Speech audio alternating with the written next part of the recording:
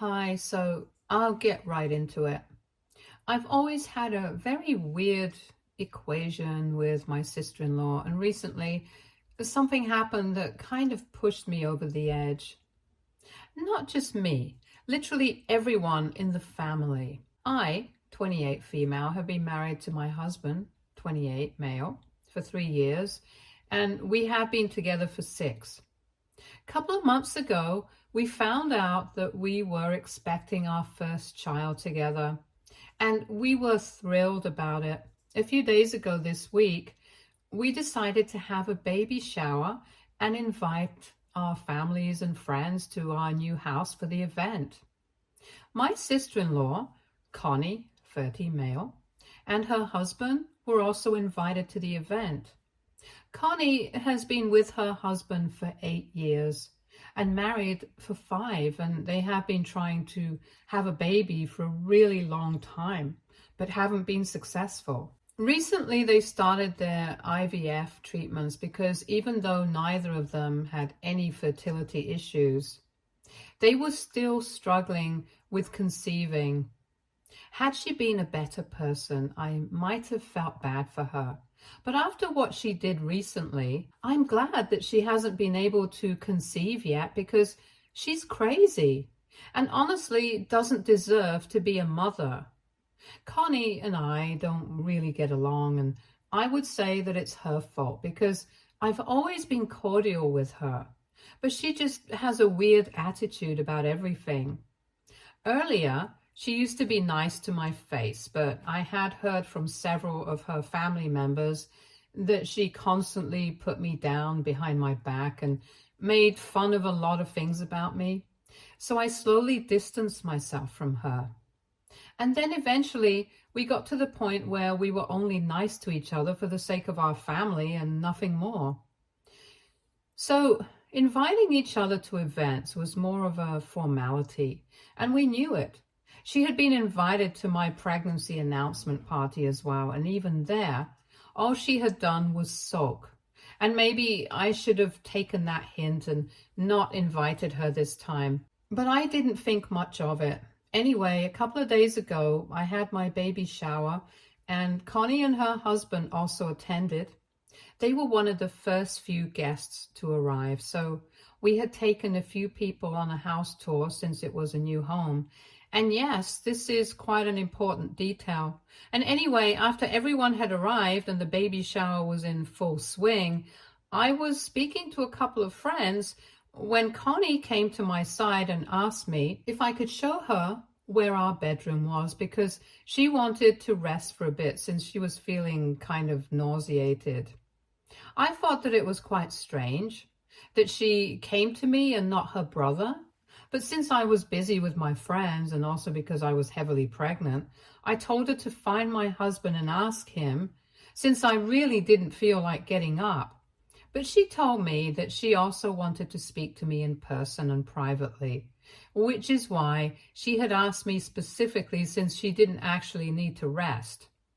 She just wanted to talk to me and needed an excuse for it. That made me a little curious, so I decided to excuse myself and got up to take her to the bedroom so we could talk away from everyone else. I actually thought that she was going to apologize for her behavior in the past or something because she was being really nice. And I guess that should have made me suspicious, but anyway, I didn't think of it and started walking with her to the bedroom. And here's the deal with our house. It's pretty big, and that means that our bedroom is quite a distance from the living room. There is a really long corridor leading up to it, and on one side of the corridor, we have something like a supply closet. So while we were crossing that, all of a sudden, Connie grabbed me by the arm, shoved me inside, and locked me in. The closet was a small, dark, cramped room where we were storing a couple of unpacked boxes on the shelves, our vacuum cleaner, and a few mops. We hadn't yet installed lights in that room, and there was no ventilation apart from a tiny window that was situated really high up in the wall. Everyone in the family knows that I suffer from severe claustrophobia. So a room like that is pretty much the stuff of my nightmares. I started panicking as soon as Connie shoved me into the room, and I kept banging on the door and telling her to let me out. But I knew that there was no point because she must not have stayed outside the door for long. And there was loud music playing in the living room where everyone was sitting because we wanted the baby shower to be fun for everyone. And it was more of a party than a shower. Besides, even without the music, there were a lot of people in the living room, and I'm sure they couldn't hear me above the conversation because the supply closet was a little distance away from the living room. In spite of that, I kept banging on the door and screaming for someone to come and help me until my voice gave out, and I honestly don't remember what happened after that. I guess I must have fainted because of my claustrophobia, since the only thing I remember after that was waking up in the hospital. Thankfully, I was lucky enough to be found about 20 minutes after I had left the living room, since it was time to open the presents. But I wasn't even there, so people came looking for me. Apparently, after Connie had returned to the living room without me, she had told my friends that I needed to rest for a bit, and that's why I had chosen to stay in the bedroom and had sent her back to tell them. A pregnant woman choosing to take some time away from a party so she could rest wasn't all that strange. So nobody raised any questions because what Connie had done was so absurd. It hadn't even occurred to anybody that she might have been lying. And then eventually, when it was time to open the presents, people started looking for me, and my husband started panicking when he realized that I wasn't in the bedroom like Connie had said. He had the good sense to check the supply closet, and there he found me on the floor unconscious. It didn't even take a second to call the ambulance, so he could rush me to the hospital because he thought that something serious had happened and I had fainted because of some pregnancy-related complication, since I hadn't even woken up when sprinkled with cold water. Our families drove behind us and my sister stayed back home to handle all the guests. Until we reached the hospital and I regained consciousness, nobody discussed exactly why I had been in the supply closet in the evening, even though I'm the kind of person who refuses to enter that space while there is daylight because of how cramped and small it is. I remained unconscious for about 10 minutes, and when I woke up in the hospital, which is luckily just a few minutes away from our home, they ran some tests and stuff before telling my family that there was nothing they needed to be worried about.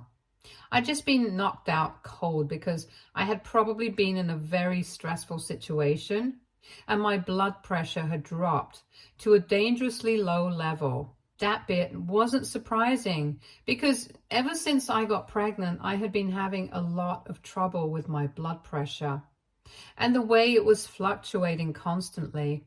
And I guess the claustrophobia and the panic attack must have triggered me somehow, which is why I ended up fainting and remaining unconscious for 10 whole minutes. After I came to my senses, they took me home, and my sister made sure that all the guests were served food and told them that I was completely fine so that they wouldn't worry. Once I had come back home, nobody was in the mood to have fun anymore.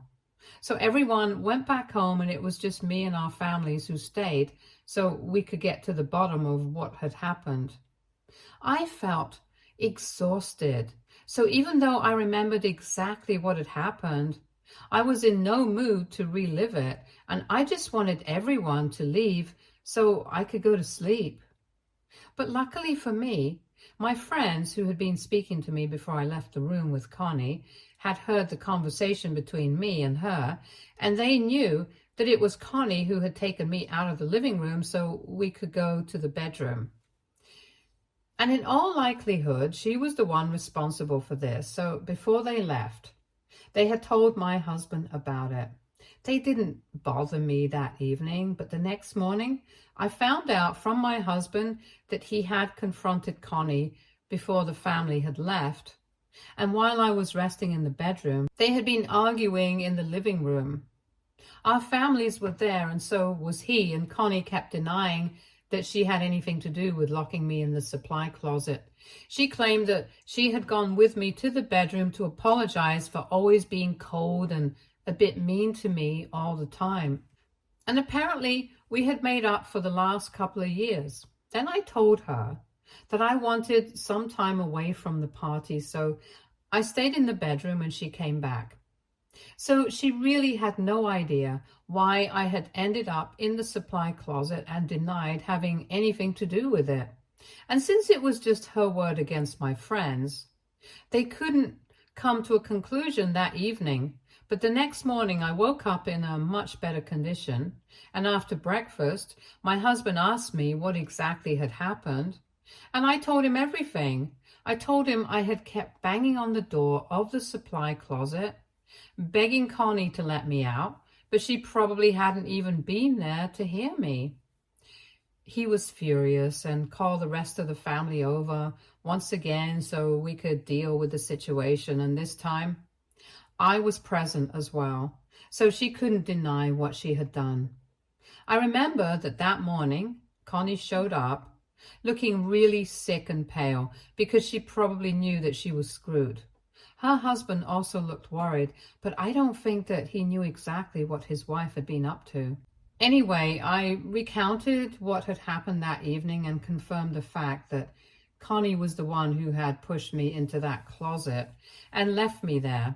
Everyone seemed horrified and nobody really knew what to say because I don't think anybody wanted to believe that somebody they had known for so long was capable of doing something so horrible. Truth be told, I get that because no matter what kind of relationship I had with Connie, even I had found it very difficult to believe that she had done something so unhinged. But that was the truth. She had tried to harm me on purpose, and I didn't even feel safe around her anymore. After I was done talking, my mother-in-law, Pam, was the first one to speak up. She sounded really disappointed and resigned and said that she should have seen this coming because for the past couple of months, Connie had been absolutely livid with me. The reason for that was that she felt like I was rubbing it in her face, the fact that I was pregnant before her, even though she had been married for longer than me. She had even said that she was very unhappy with the fact that I would be the first woman in the family to give Pamela a grandkid and not her. But Pam thought that these ramblings against me were just harmless and petty, so she never brought it up with us. But she had no idea that Connie would go out of her way to do something like this out of anger and jealousy. At that point, Connie started crying and said that she hadn't done this out of anger, but it was only meant to be a harmless and innocent prank. She claimed that she had no idea that this was going to go so wrong, and she had actually intended on just leaving me locked in there for a couple of minutes as a prank. And then she would let me out and apologize for not just locking me in for her behavior towards me for the past couple of years. She said that she had completely forgotten about the fact that I was severely claustrophobic, and when she realized that I had fainted in the supply closet, she knew that people would think that she had done this on purpose, and that's why she had chosen to lie about the previous night, because she was scared of the consequences. But now she did not want anyone in the family to misconstrue what she had done, and she had done it. So she insisted that it was just a prank and she didn't really intend to harm me. Unfortunately for her, nobody really believed her because, well, it wasn't very believable, and I was very pissed off that she had put me through so much just because she was upset that she wasn't getting pregnant, as if it was my fault. I hadn't even been rubbing it into anyone's face like she was saying. I had only held a pregnancy announcement a couple of months back, and now this baby shower. As far as I'm concerned, these are very common events pregnant people host, and they are not meant to rub the pregnancy into anyone's face. If that's how she felt, that was her own fault and insecurity showing. Also, what she had said about me being the first woman to give Pamela a grandkid was just disgusting, because this wasn't a competition or a race. The bottom line was that she was upset that she hadn't had any luck in getting pregnant, and I hadn't even been trying, but I still got pregnant. And it sucks for her that she's having to deal with fertility issues in spite of having all normal results. But that's really not my fault or my problem. And I had had enough rest, so I was furious the next morning, and I told Connie that for the past couple of years, she has been nothing but weird with me. But I had never even done anything to her. In fact, I had always tried to be nice to her, and she was the one who had constantly faked it with me, and then gone behind my back to talk crap about me. Even then, I had stayed dignified and just distanced myself from her, but it seemed like she was just never happy and wanted to make sure that she created enough problems for me. I told her that I could understand that she was feeling jealous and insecure, but for somebody to act like this was just demented, and I did not feel safe around her anymore. I told her that she was a horrible human being for what she had done, even though nothing had happened to me. Something very easily could have happened, and I knew it was not a prank like she was trying to pass it off as. I knew that she saw me as competition, but unfortunately, I was not competing with anyone, and she had no right to drag me into this for no reason. Then I told her that I did not want her visiting or speaking to me anymore. And then I turned to everybody else and said that if they spoke to her again, then I would not speak to them. So it was either going to be her or me. And that's when Connie started protesting, saying that I had no right to do that, especially when she had just been playing a prank. I could see that both she and her husband were actually worried, but I had said whatever I had to say, and they could go on screaming, but it didn't matter, since I knew that the rest of the family was also going to agree with me. Eventually, Connie got way too loud, and my mother-in-law had to step in. She told Connie to stay quiet because this was just a consequence of her own actions, and she had lost the right to protest against it. And then she said something that shocked us all. She backed me up and told me that I was right. It wouldn't be possible to look at Connie the same way because what had happened was just insane, and nobody was going to believe her claim of it only being a prank. Then she went on to say that she was cutting Connie out of her life for now, and maybe in the future they would be able to make up, but right now she didn't want anything to do with her. And that also meant that she was no longer going to be paying for the IVF treatments. So they would have to look for some other way to deal with it.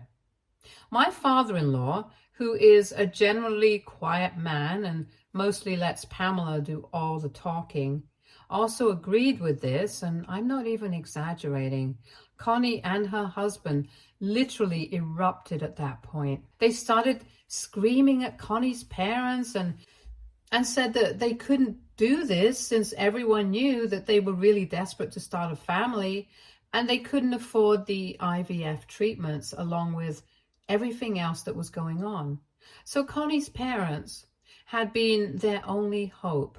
For context, my in-laws are quite rich, but Connie's husband's parents aren't exactly on the same level, so they couldn't have approached them for help. Connie and her husband have just started a new business. It's barely been a few months, so they haven't managed to break yet, which is probably why they were relying on Connie's parents for the money for the treatments. We didn't know about that before it was brought up by them, and it was a huge deal that they were backing out of it since Connie had been pretty desperate to have a baby. When Connie and her husband started screaming hysterically, Pam stood her ground and said that given her current state of mind and the way she was behaving, she thought it was best for her not to have a baby right now, and I couldn't agree more. Nobody had anything to say, and Connie just broke down and kind of just fell to the floor while crying, and it was pretty pathetic to see her like that. But I wasn't going to go back on my word. She continued to sob on the floor for about 5 minutes, and nobody said anything during that time. But then she got up, and I thought that she was going to speak to her mother. But she came directly towards me and actually started begging for forgiveness.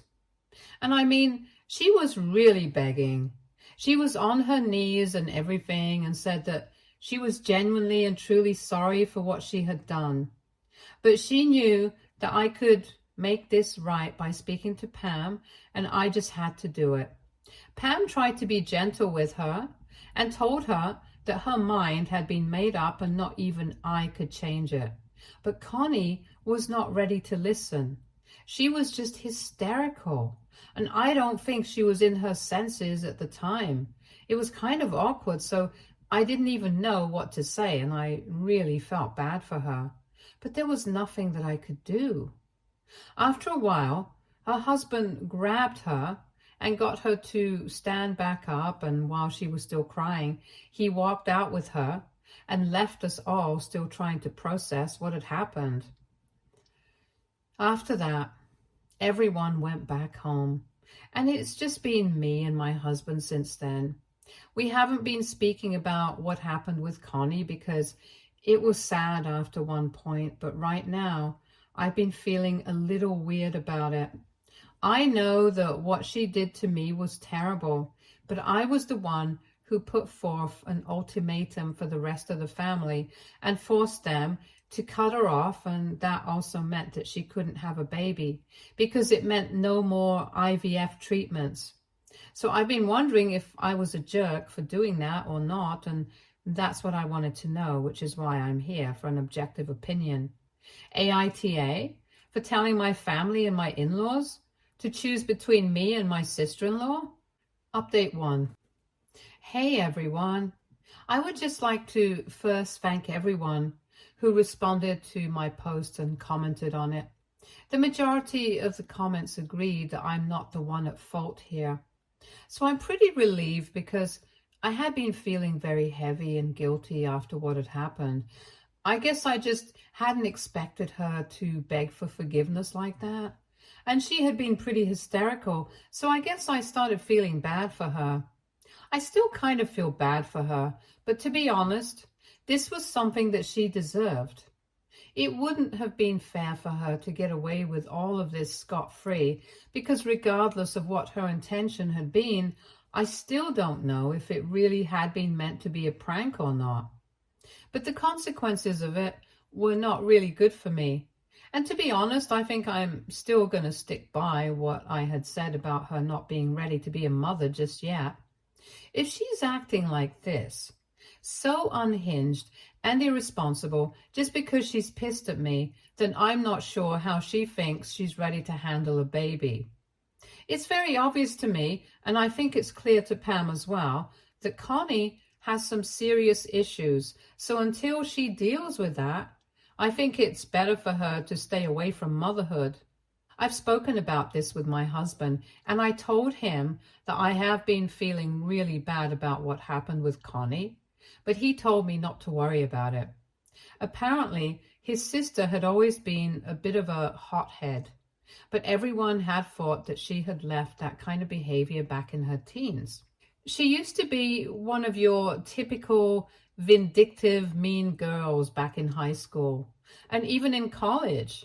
But this was not just mean, this was downright cruel. And I knew that she had always had a mean streak in her. But for her to manifest it in waves like this, I don't think anyone had seen that coming. Anyway, my husband reassured me, and after that, I felt considerably better about all of this. So I'm going to try and put it all out of my head now and just focus on having a happy rest of my pregnancy. Update 2. Hey, so 8 days have passed since my baby shower, and since the event didn't exactly end well, we hosted a formal dinner for everyone tonight to make it up to them. And obviously, Connie and her husband were not invited this time. I hadn't opened any of the gifts, so I decided to open them today. With all my friends and family around me, we were all having quite a nice time until dessert was served. because that was the time around which Connie decided to make a post on social media calling me out on my behavior. Yeah, the irony is astounding that after everything that has happened, she is the one who's calling me out. I had blocked her shortly after the incident had taken place. So I didn't know about the post, but she had tagged a couple of my friends and a few family members on it. So they were notified and read it out to me. It was ridiculous. She had posted that apparently I had always been in competition with her, and I had really thought that I won when I got pregnant before her. And she acknowledged the fact that she had lost her temper a couple of days back during my baby shower and had locked me in the closet. But my way of retaliation has been a lot more severe than what she had done. She posted that I had forced her family to cut her off and made sure that she wouldn't be able to get pregnant by convincing her mother not to contribute to her IVF treatments anymore. But unfortunately, my plan was not going to work because they had decided to pay for the IVF treatment themselves, and they were definitely going to have a baby. So the rest of the family could cut her off, but it was not going to make a difference to her because she was determined to become a mother and start her own family. And that family would be far better than the one she was born into. Since apparently both her family were too busy sucking up to me instead of looking after the only daughter that they had, I tried really hard to feel offended at that post, but honestly, it was just such a huge joke that I ended up laughing at it, and everyone else followed me. So we brushed it off as a big joke and didn't even talk about it because I wasn't going to let Connie ruin an event for me a second time. I'm pretty sure that she had picked this day on purpose as well to make that post because she wanted to gain sympathy and attention. But unfortunately, nobody really has any of that to spare for her. Not after what she has done, at least. Update 3. Hey, so I have great news for everyone. I recently gave birth to a really beautiful, healthy baby girl. She is 6 weeks old now, and I already love her more than anything in this world. In fact, my husband and I are already fighting over who loves her more, but we know for a fact that we love her the most. Motherhood has been beautiful so far, and I've had my fair share of struggles, but this has made it worth it. But this update is not going to be about my daughter, even though I could totally go on writing about her. This is actually going to be about Connie because she's getting divorced, and I'm honestly not surprised that this is happening. I heard from a couple of people that she and her husband have been living separately for the past couple of weeks, and they have fully announced on social media that due to irreconcilable differences, they are going to be separating. Apparently, they had tried really hard to make it work in the past couple of months after the incident with me, but I guess the stress of everything just got to them and they can't be together anymore. And I don't think it's going to be an amicable divorce because they have decided to sell their business, and had it been a mutual thing, I don't think they would have tried to do that because that business was their first baby and they had put in a lot of hard work into it. It's sad that they are separating, but not very shocking. Connie's parents are still not speaking to her though, even though I have told them that I would be fine with it if they decided to get back in touch with her after the news of the divorce broke. But they told me that unless she apologizes to everyone and does it sincerely, they are not interested in having any contact with her. Honestly, I count myself to be very lucky that I have such supportive and loving in-laws because I don't think everybody has been blessed by people like them in their lives.